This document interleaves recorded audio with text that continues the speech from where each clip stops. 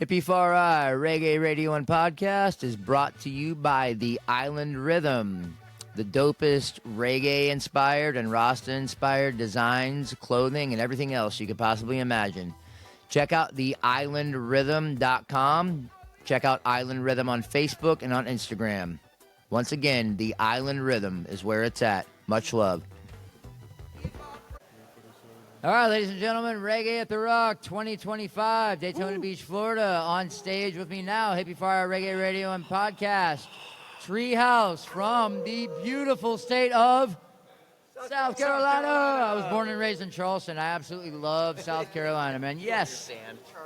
Yes, right on. Chucktown. Right. So what's going on, guys? How you doing, man? How's the energy been so far for you here at Reggae at the Rock? What, like, whoa. Yes, right on. Yeah. So it's been interspersed, you know what I'm saying? There's a lot to take in one day, you know. We still got our set coming up later. So there's always the countdown and the preparation for that. But also we're here amongst many friends and colleagues and associates. And we're very hyped to see, you know, catch whatever we can of everybody's sets. And I just got back and was able to park the rig and run up to jump in with Rockstead. Nice, right on. Yeah. What'd you do? So Rockstead has a song called Fireside that features TreeHouse. Nice. I got a solid little verse on there. Some say it's one of my best verses. Beautiful, man. Let's hear it. Sitting by the fireside, long as I am by your side, nothing gonna get me down. Smoke be making the eye rise, feeling the depth of night. Reason and session mix is wrong. Listen now. Fire's like a quiet echo of the Big Bang. It's the same what we learned just by staring at the frame. Ancient television, so mystery all became all the same. It's the fire that we tamed, I'm just saying. Bless up Prometheus from each of us for teaching us. Yeah, it's pretty hype. This is awesome, actually. That is dope, bro. I'm not gonna lie to you, man. Up here. The couch always let him bounce. Right? Yeah. What else do you want to hear? I'm just kidding. That's sick, man. Hell yeah. That was beautiful, bro. It doesn't really happen that often on the podcast, so thank you, man. I definitely appreciate it. That's beautiful, man. So for anyone just discovering TreeHouse, man, what's the origin story behind the band?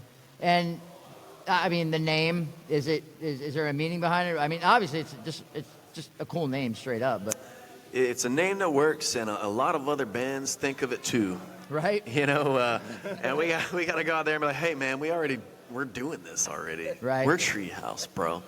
Back in the day, I had a treehouse in my yard, and friends of friends would go over and get high in it, and before they ever met me, so by the time they met me, they go, oh, TreeHouse.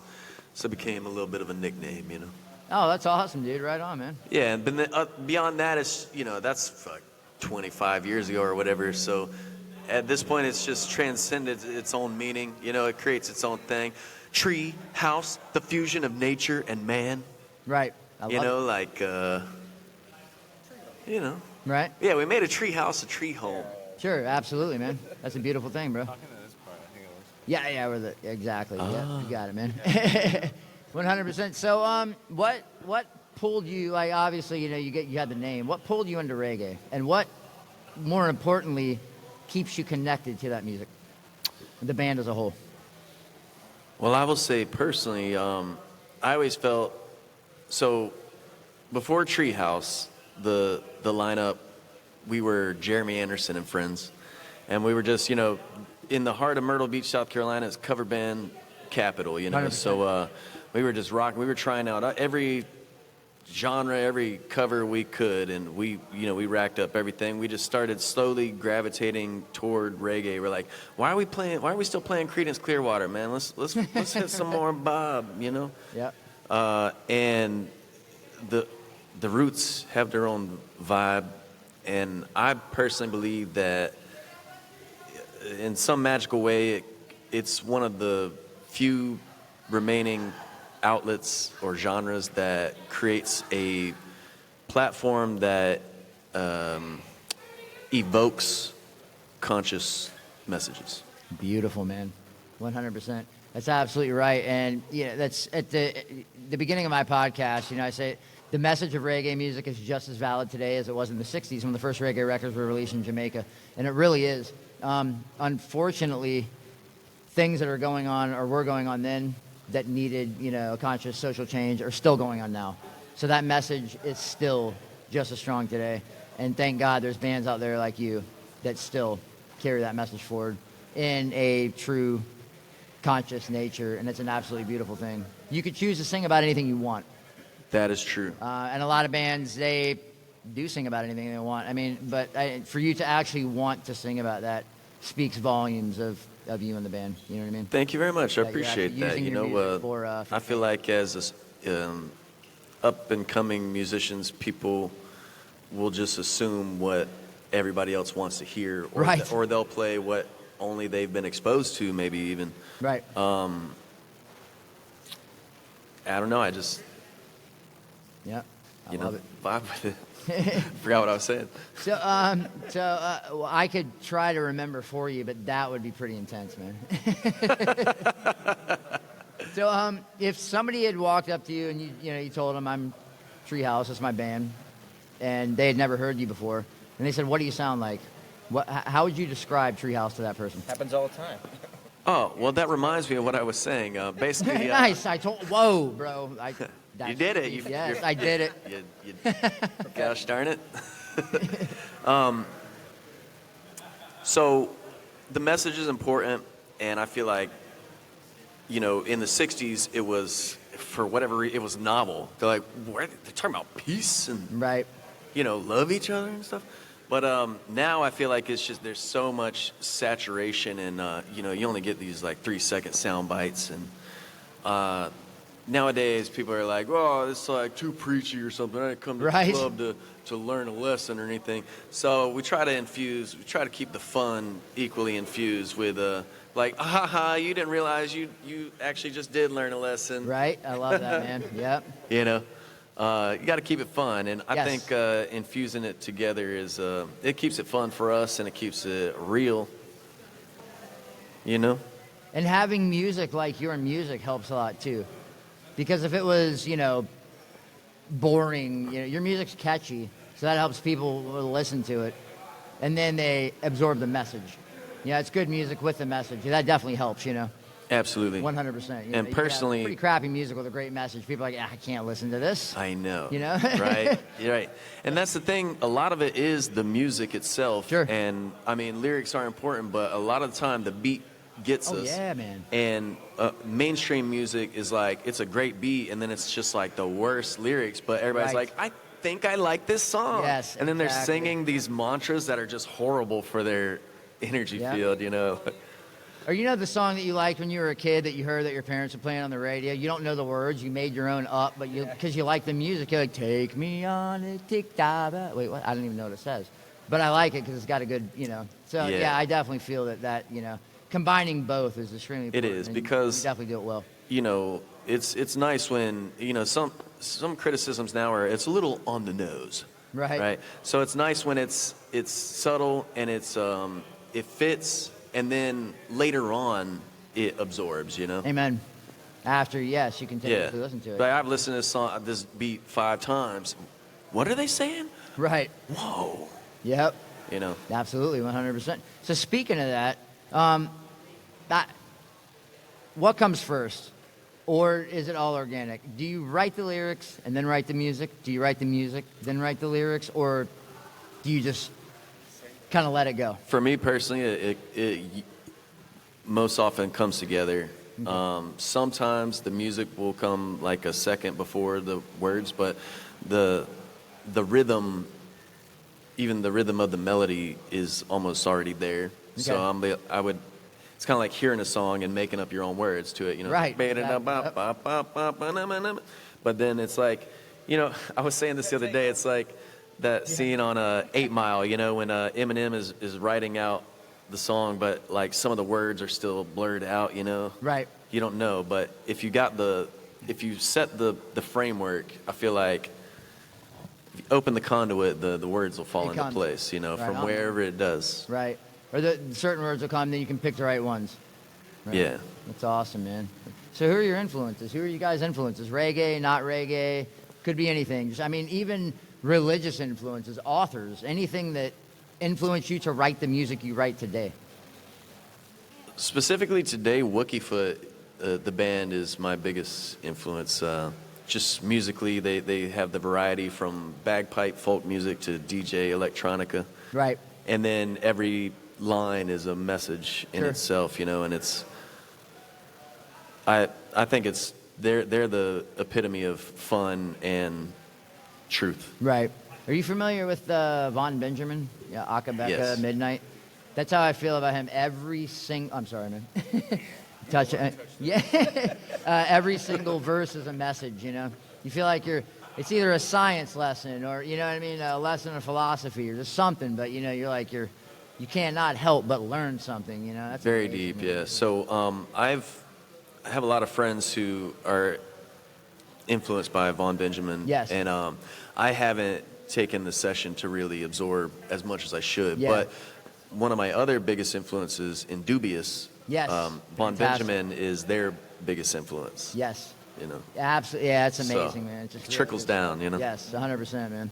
And that was you that played probably a couple of years ago at a One Love fan jam, in the backyard, had the acoustic up, Yeah. for jamming. Yeah, and I made a point. I got up and I walked over, and I don't think you remember that, but I tapped you on your shoulder, and I was like, thank you, man. I was like, that is some of the most intense, real shit I have ever heard in my life. I do remember that vividly now that you Yep. mentioned it. Yes. Yeah. That was a wild night for everybody. Yeah, it was. That was fun. Yeah, I had a great time, man. So, speaking of that, it doesn't have to be out, but can you kind of talk about your latest stuff, either that was just released or that you're working on now, and kind of where you are in your musical journey?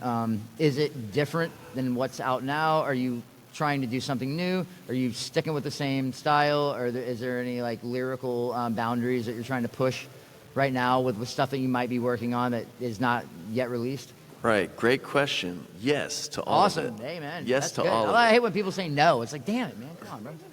No, we're pretty much Yeah, good, you know. It's same like shit. we've grown.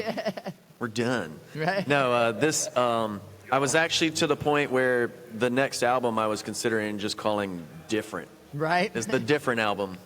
Don't worry about it. Basically, what I say is reggae is still at the core. It's like a circle. Right. Reggae is at the center. You start there and you expand each song in a different direction of genre. Okay. You know, that's how we keep it fresh and fuck around a little bit. I like that. Lyrically, our latest song, From the Sky, is probably the most different thing that Right. TreeHouse has released. Right. To the point that we're like, how do we play this live? Right. You know? I like that too. You said that kind of, and that's kind of like a tree. You have reggae in the middle, which is the trunk, and then you have the branches. It doesn't Right. all have to be the roots, right? Or the sound. You can branch out and make it like the reggae adjacent, you know what I mean? So it's That's more right. fun, but the core is still there. It's the tree of life. Amen, bro. I just had the Trees of Life on stage. And Hell yeah. He's like, everything goes back to the tree of life. You know, a lot of religions use it. Everybody knows what it is. I mean, you know, it's an amazing thing. You know, you can't fuck with a tree. You know? Absolutely. That's awesome, dude. So, Or a tree house. right, exactly. Yeah. I would live. You in could a put a tree house on it. I kind of want to live in a tree house now. Same. But Us too. so as far as playing shows, small shows, big shows, festivals, what's your favorite? All the above. Festivals. Festivals for sure. TreeHouse is the band that gets there the day before the festival Yes, starts, right. and then we leave there the day, or they're kicking us out Amen. a day or two That's after. awesome. That's true. We're picking up. Yeah, we're gonna drink all the leftover keg beer Yes, from the vendors. We're gonna whatever Yes. ground scores. TreeHouse is getting yep. all the ground scores. So Yep. festivals for sure. Round scores will get you to your next gig, correct? You know what I mean? All those quarters add up, bro. That's what I'm saying. I agree with my twin brother. And, you know, the variety I think is huge. Getting to do stuff like this to where we're in a completely different setting at a hotel with all these other awesome bands coming through. You know, this is a festival, but it's in a completely different setting. Maybe not quite as many ground scores, but like, you know, plenty of other things happening and people and vibes. Yeah. Keep your eyes out. But also, I think like doing the more intimate shows too. Like, sure, every band wants to rock a stadium, but like, I think we have more fun and better experiences when we're able to break it down and just have those true, meaningful relationships with people. Absolutely. We just came off of doing Sugar Shack session, recording session, and that was one of the coolest things I've done. That's incredible. You. Then we got to go and do their downtown venue. So just to like see all these other people's projects or sitting here with you, like, you know, I don't know much about what you've done, but I can see it here, sitting here, what you've built, you know? Awesome, man. So getting to have these experiences where we're collaborating with other people and the festival that they've built or the podcast that they've built or the recording sessions, you know, it's all about the variety. If we were that band who's just packing it up and playing stadium after stadium, like... I get it. You would get over it pretty quick. Right, sure. I think there's a lot of things that... I mean, I haven't done it before, so maybe I'll love it. It might be where I'm headed. Yeah. No, I agree with you. I've thought about it. I haven't done it either, but once it gets so big that they put a gate in front of the stage, I'm like, right. Can't reach anybody. Right. So I get there's some security to that, you know. It's like you won't get any drinks spilled on your stuff, but where's the fun in that? Right. You know? Right. It's not. They're handing you a shot either. Yeah, it's too far to reach. They're throwing it at you. Open. You're like, come on, man. Yeah, right. Well, that might be the saving grace of the game. You know, we can make a game out of it. But I do feel like we are a band that's in it for the experience. You know what I'm saying? Even going back to the message, like we could be a party band and probably be equally successful. But it's like if you're not gonna make bank on it, then at least at the end of the day, be proud of what you're doing. Amen. You know, do what you love and be there. Yes. Or be square. Right. Yeah, man. I love it. Sorry. You had to do that, didn't you? Says the man who writes our lyrics. He had to. Yeah. Be there, be square, guys. This is deep. Save the bees. Help. Save the bees. I would agree with them. The festival scene, especially with me coming in, I was kind of put in this position out of desperation. They needed a bassist last minute, and I was like, sure, I'll help out. I've been that guy plenty of times, bro. Yeah. I mean, it's cool, though. And it's worked out great for me, already coming out from a fan of TreeHouse already. So that was fun, you know, supporting Jeremy and his vision is, I think it's great. And that's, you know, when it's such a good mission statement, it's easy to do. Right. But also coming from an outside perspective now of a genre that I didn't know a lot about, going to these festivals, I get to look at all the bands that are playing, and I get to check out each one's music. And one of my favorite things in the world is finding new music. You know, that's like one of my favorite drugs is finding that new artist, you know, and just riding that wave of just enjoying all their stuff. So any chance to do that and introduce myself to new music, new influences will you know, make me a better musician in the end too. So it's a blessing to do that. That's beautiful. Festival. What shows do I like? You still on that one? Where it's toward your face, though. I like all of them.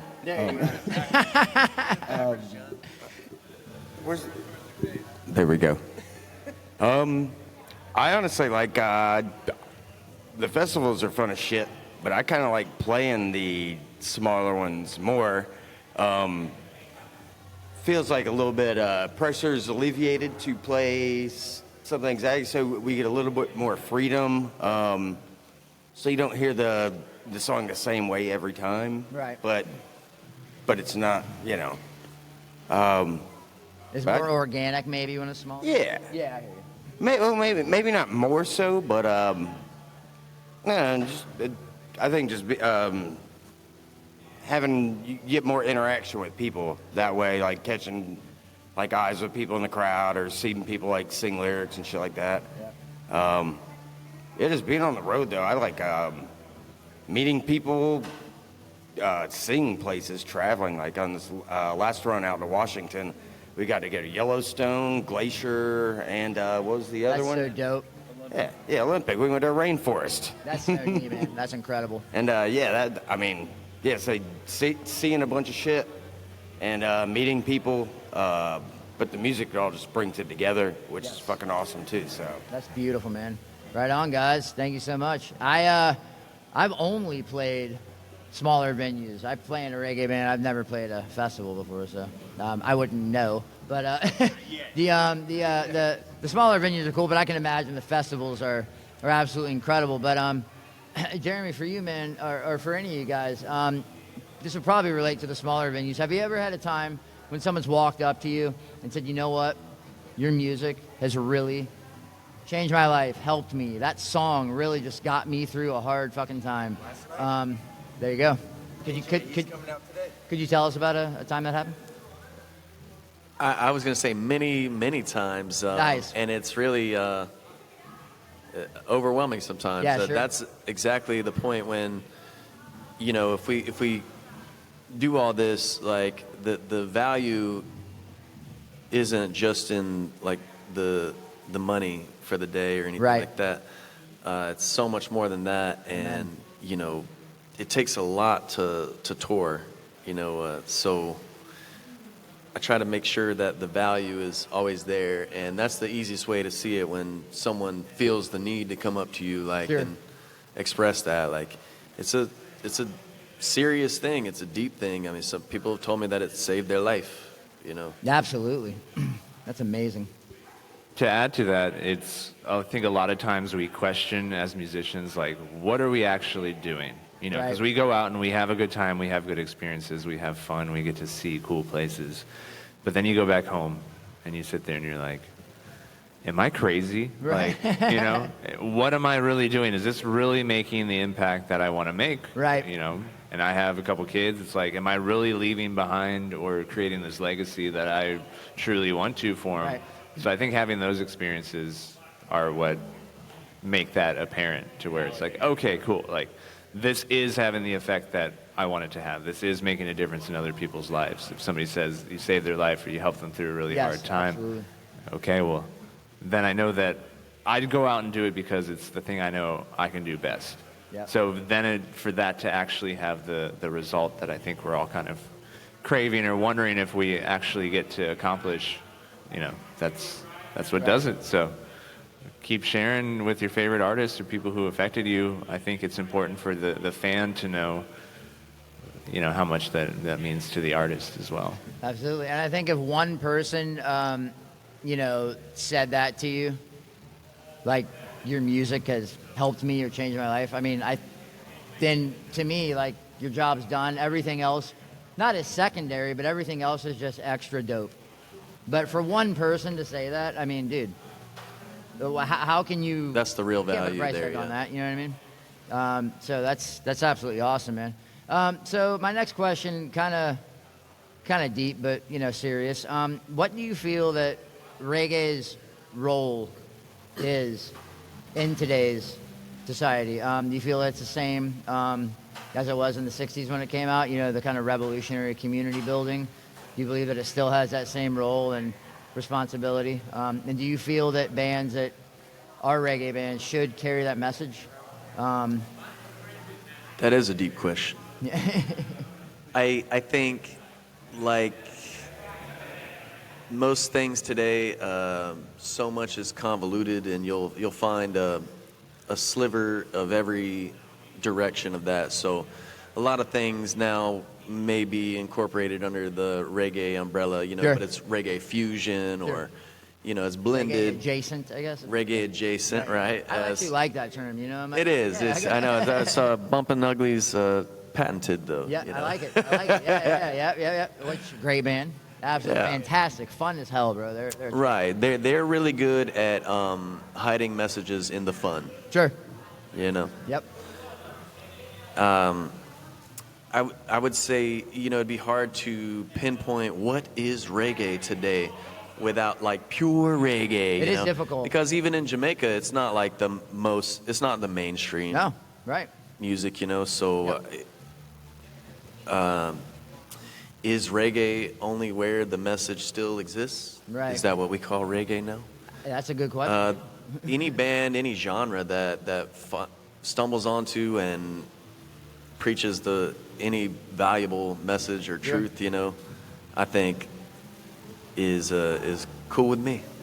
That's awesome, man. I just want to blend it all together, because I don't know. I don't know what is what anymore. We just do what we do, you know. We just do what we do and get in where we fit in and find like-minded people out there. I love it, man. So if your music could spark one change, and I know there's probably a million, you know what I mean? Because everybody, you know, I've said this before, I'll say it again.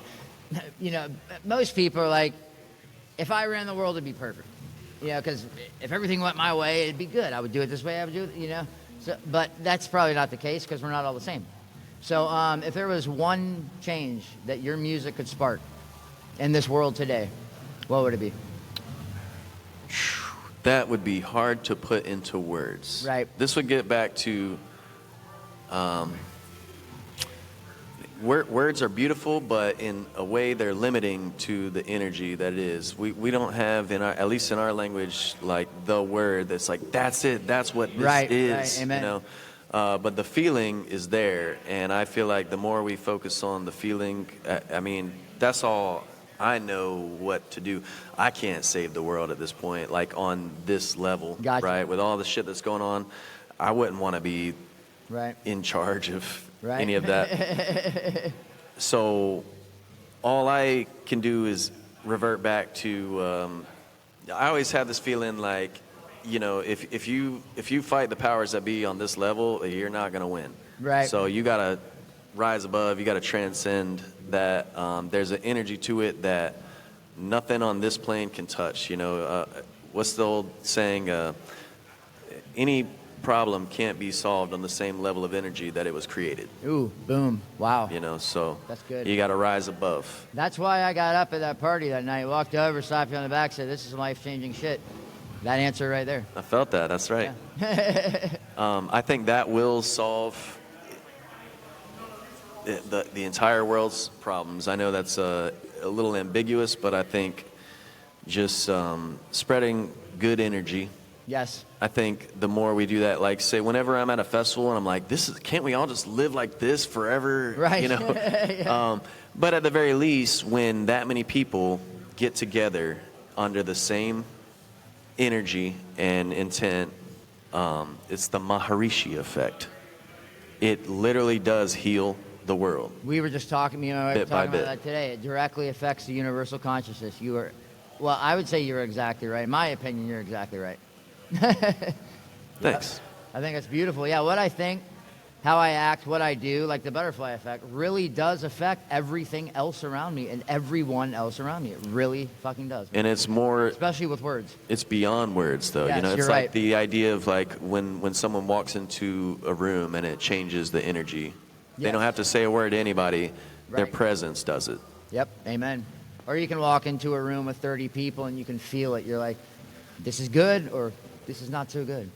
Yeah. Right. Well, it depends on you too. Right. You know, Yeah. it's like what energy you walking into the room with. Touche. Like, Touche, my friend. that makes all the world's difference. You're exactly right, man. So, for somebody up and coming in music, especially reggae music, a young kid, the youth, what advice would you guys have for them?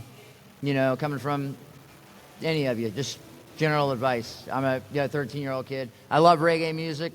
I want to hop into it. Play an instrument. Yeah, Start playing an that's good instrument. advice. I think every single person, whether you want to play a stadium or a backyard barbecue, you should play in a band or play an instrument because that is the best therapy I've ever done or experienced Right. is playing music. So Amen. and we're having less and less music programs and opportunities to do it in school and Right. whatever. But music, yeah, that's the best mental therapy I've done. So Amen. I would say play an instrument. You don't have to be the best in the world. Just flip and play an instrument. Amen. Let it go. Amen. That's awesome. Yeah, and just know that it's always something that you can come back to and is grounding. And I think the most fun I've had in my musical journey is just looking back and times when I thought I might be good or great or whatever, I've tried to never cap my potential, but then you go back and you listen to yourself a year ago or 5 years ago, and just the contrast in how much you can continually grow through music is, I think, the most important thing I've learned. And it's like you don't ever cap your potential. Just Amen. know that the more time you spend doing something, the better you're going to be at it. Right. And then I always tell people, I love what I do, but I don't recommend it. It's like, it's not for everybody, but it could be. I think you just have to go into it with the right mindset to where you're aware of your decisions and the things that you do and how they directly affect not only yourself, but other people and everyone in your life. So I guess just going into it, and we're kind of talking about like the reggae genre and what is reggae anymore. And I feel like there's a lot of people who have kind of drifted far from the true intention of reggae.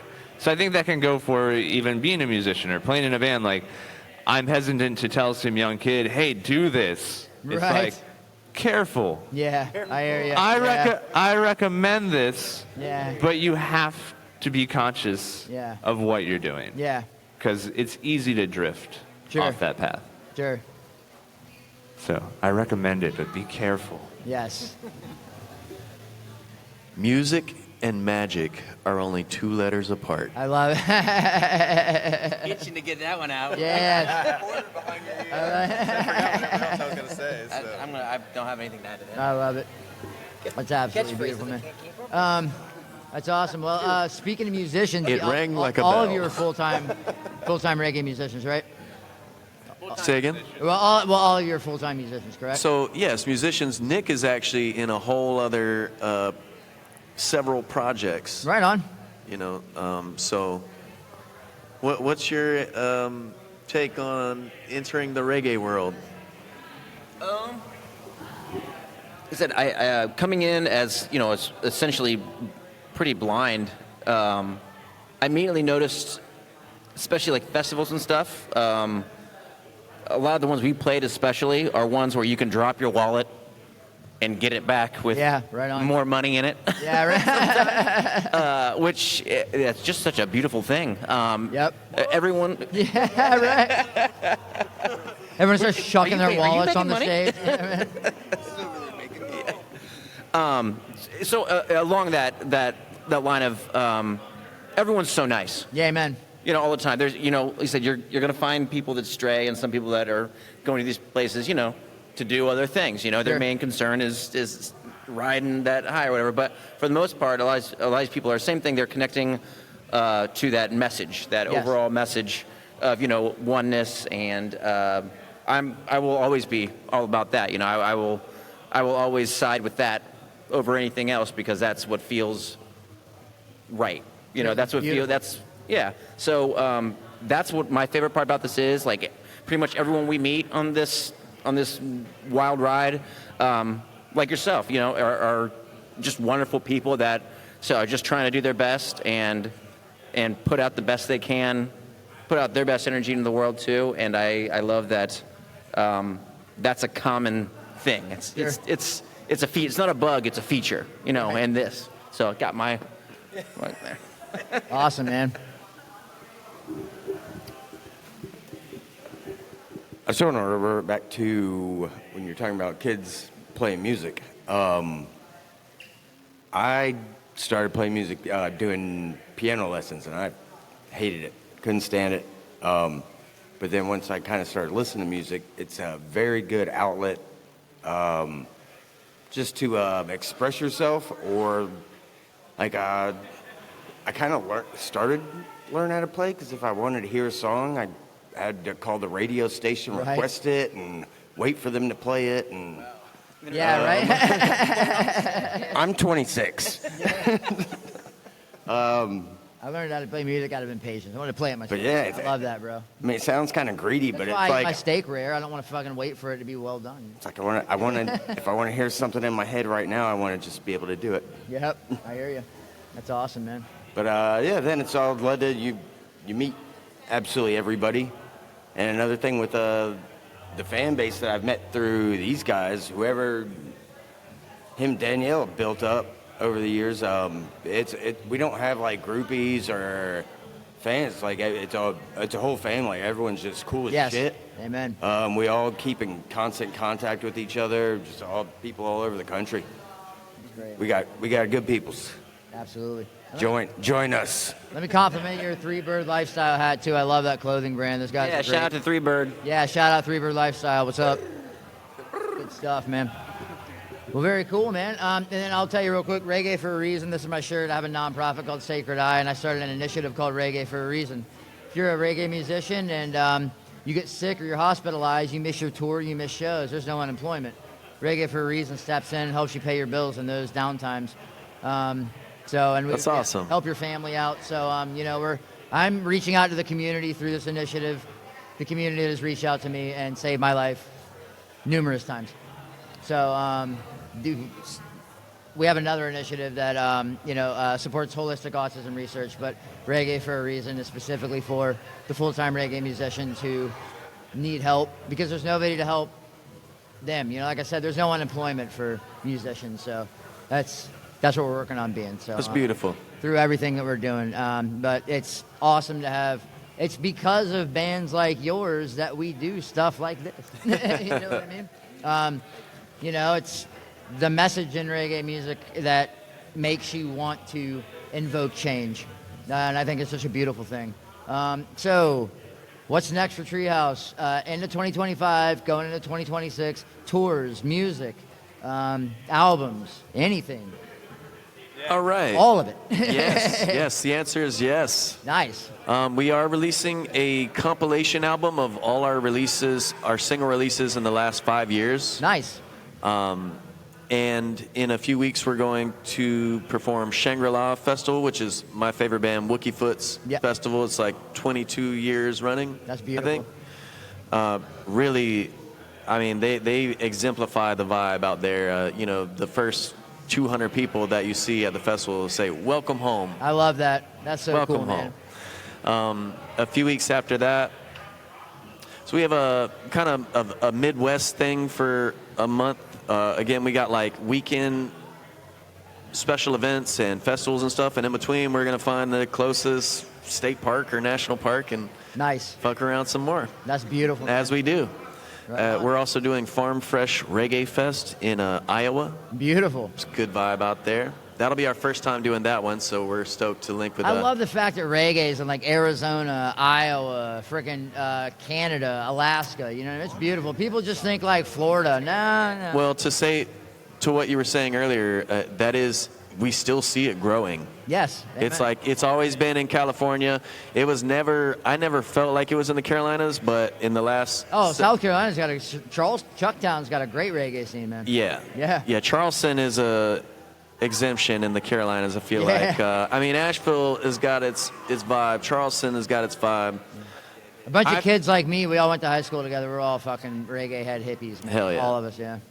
I feel like Myrtle Beach has come up with our own community in the last several years. A really good vibe out there. Yep. And now you see it connecting everywhere in between, all Yeah, that's across so the country, awesome. Yeah. Iowa's got its own reggae fest. It's so dope, man. We're going to be jamming in the cornfield. Yeah, that's beautiful. Like I said, Arizona, man, they got a lot of great reggae bands out of there. Rasta Farmers, fucking just a lot of good bands. So it's pretty cool where people wouldn't think reggae existed. It's actually thriving. It's probably the more real reggae out there, man, without a doubt, yep. Reggae can't afford L.A. Right. Yeah, that's exactly right, man. So where can we find you? Where can we find TreeHouse? Social media, websites, all that fun stuff. TreeHouseTheBand.com, yourfavoritething.com/TreeHouseTheBand. I love it. Anything at TreeHouse the Band. But if you're looking on that Spotify thing or any of the streaming stuff, TreeHouse with an exclamation point. Yes, absolutely. Like you got to yell it at the computer. That's a beautiful thing, man. And you guys wow fans by playing great music. I actually have to annoy the shit out of artists until they finally say, yes, I will come on your podcast. What I did to you. And it worked. You did, Yeah, it worked. Woo! Right on, man. Boots on the ground, man. That's it, man. TreeHouse from South Carolina. We Reggae doing at the it. Rock 2025. Thank you so much. I love you guys. Thank you so much, man. You guys are absolutely fantastic. Thank you, brother. Much Hippie appreciated. Fari. That's the most accurate description of my religion. Mine too, brother. 100%. Oh yeah, much love. You guys are incredible. Thank you so much, man.